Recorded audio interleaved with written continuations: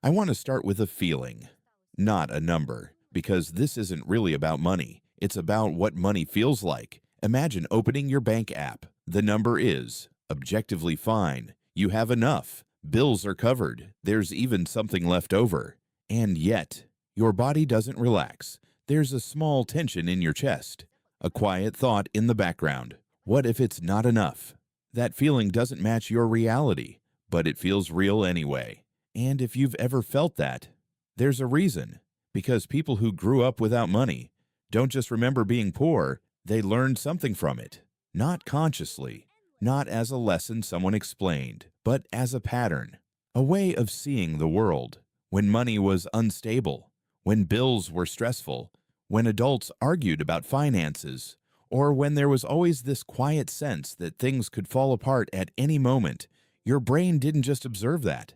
It adapted to it. It learned that security is fragile, that stability can disappear, that having enough is temporary. And once your brain learns that, it doesn't just forget it later, even if your life changes, even if your income grows, even if your situation becomes stable, your nervous system still reacts as if nothing is guaranteed. This is what psychologists often call a scarcity mindset. But that phrase doesn't fully capture it, because it's not just about thinking, it's about feeling. It's the difference between having money and feeling safe with money. And those two things are not the same. For someone who grew up with financial instability, money becomes more than a resource. It becomes protection. It becomes control. It becomes the thing that stands between everything is okay and everything could fall apart.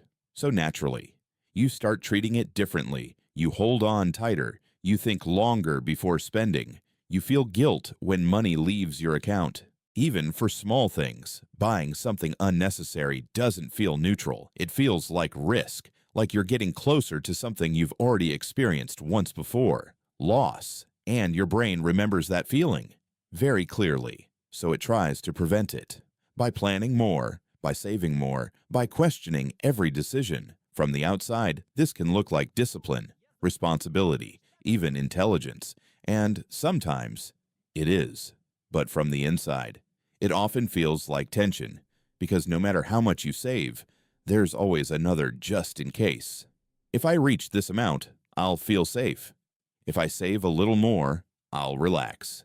But when you get there, the feeling doesn't come, because the target moves again and again and again. Not because you're irrational, but because your brain isn't trying to reach a number. It's trying to eliminate uncertainty, and that's something money can never fully do. There's also another side to this pattern, one that looks completely different, but comes from the same place. Some people who grew up poor don't hold on to money. They spend it quickly, not recklessly, but urgently, because somewhere deep down, there's a belief. If I have it now, I should use it now, because it might not be there later. This is still the same pattern. It's not about irresponsibility. It's about instability. If the future never felt secure, then saving for it doesn't feel real. So the mind chooses something else. Immediate value, immediate relief, immediate control, and again. From the outside, it's judged, misunderstood, but from the inside, it makes perfect sense, because both behaviors, saving too much or spending too fast, come from the same root, a nervous system that learned money is not stable. And that lesson doesn't disappear just because your circumstances changed. It stays, quietly influencing every decision you make, every purchase, every hesitation, every moment of doubt. But here's the part that changes things. Just because you learned something doesn't mean it's still true. Your brain is reacting to a past reality, not always your current one. And once you see that, something shifts. You don't have to stop being careful. You don't have to ignore risk. You don't have to pretend money doesn't matter. But you can start asking a different question. Is this fear coming from now or from before? Because for many people, the answer is uncomfortable. They're not reacting to their bank account. They're reacting to a memory. And that doesn't make you weak. It makes you human. Because your brain did exactly what it was supposed to do. It learned. It adapted. It tried to protect you.